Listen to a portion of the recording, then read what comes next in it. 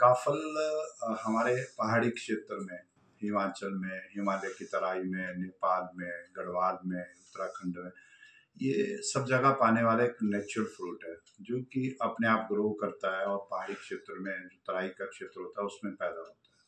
सबसे बड़ी खासियत इस फल की है कि इसको किसी प्रकार की कोई खाद या पेस्टिसाइड नहीं दिया जाता। ये अपने आप ग्रो होता है नेचुरल रूप में।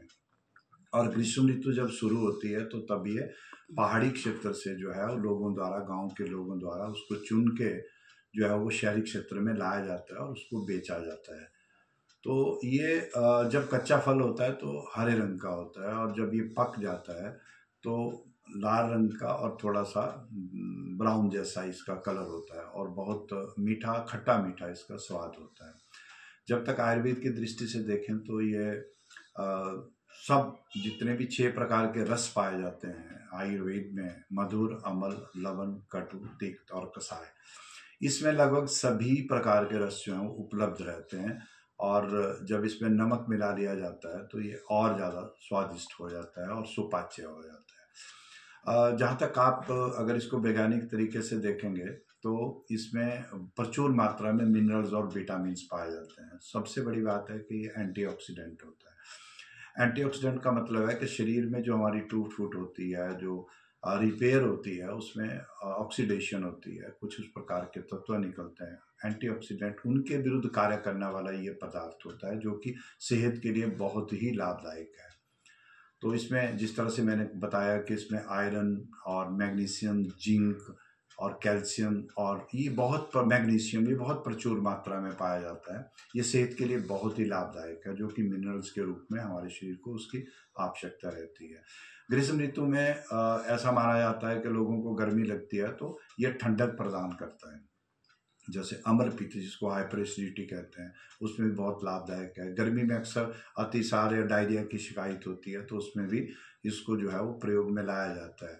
जहाँ तक इसके पत्तों से लेके इसके जो बाहर की जो छाल होती है, वाक होती है, उसका इस्तेमाल जो है वो औषधियों में किया जाता है। आयुर्वेद में इसको कायफल कहते हैं, कटफल कहते हैं। और इसकी छाल का जो चूर्ण बनता है वो अस्थमा के लिए प्रयोग में लिया जाता है, खांसी के लिए लिया जाता है एंड एलर्जी के लिए दिया जाता है। एंटी हिस्टामिनिक इसमें एक्शन देखे गए हैं। तो जिन लोगों को अनीमिया की शिकायत है, जिन लोगों को अम्लपित्त की शिकायत है, जिनको आईबीएस की शिकायत है, इरिटेबल बाउल सिंड्रोम जिसमें होता है कि बार बार मल प्रवृत्ति होती है, उसमें भी ये बहुत लाभदायक रहता है। मूत्र कृषि इसको कहते हैं कि एन्यूरिया के बार बार जलन के साथ किसी को पेशाब आता है, यूटीआई होता है, तो उसमें भी इसको प्रयोग किया जा सकता है। इसका फल गुठलीदार होता है तो कुछ लोग गुठली का भी साथ खा लेते हैं, लेकिन इसके जो बाहर का जो पल्प होता है वो बहुत ही अच्छा होता है, उसको प्रयोग में लाया जा सकता है। एक बात इसके बारे में है कि जब भी कभी आप काफल का प्रयोग करें तो उसके तुरंत बाद इसके बाद पानी वानी ना पिएं। ये इसके बारे में इसलिए क्योंकि ये प्रॉपर्ली डाइजेस्ट नहीं होता और जब आप पानी पी लेते हैं तो डाइजेशन जो है वो स्लो हो जाता है। जहाँ तक इसकी सफाई का सवाल है वो है कि अगर आप जब भी काफल मार्केट से खरीदें तो ये देखें कि वो क्या बेचने वाला व्यक्ति अपने हाथ में जो डिस्पोजेबल ग्लव्स है वो पहने हुआ है या प्रॉपर प्रोसेस हाइजीन का ध्यान रख रहा है। क्योंकि जब भी इसको निकाला जाता है तो उसमें समस्या हो जाती है कि निकालने वाला व्यक्ति अपने हाथ में किसी प्रकार से भी जो है वो डिस्पोजेबल ग्लव्स नहीं पहनता, तो वहाँ से भी थोड़ा कंटेमिनेशन या इन्फेक्शन का डर रहता है। पका हुआ बहुत दिनों तक रखा हुआ काफल का प्रयोग ना करें, क्योंकि वो आपको डायरिया और गैस्ट्राइटिस या उल्टी का उस तरह से आपको उल्टियाँ भी हो सकती हैं, लूज मोशन लग सकते हैं, क्योंकि वो थोड़ा सा फर्मेंटेड होकर सड़ने की कागार पे आ जाता है।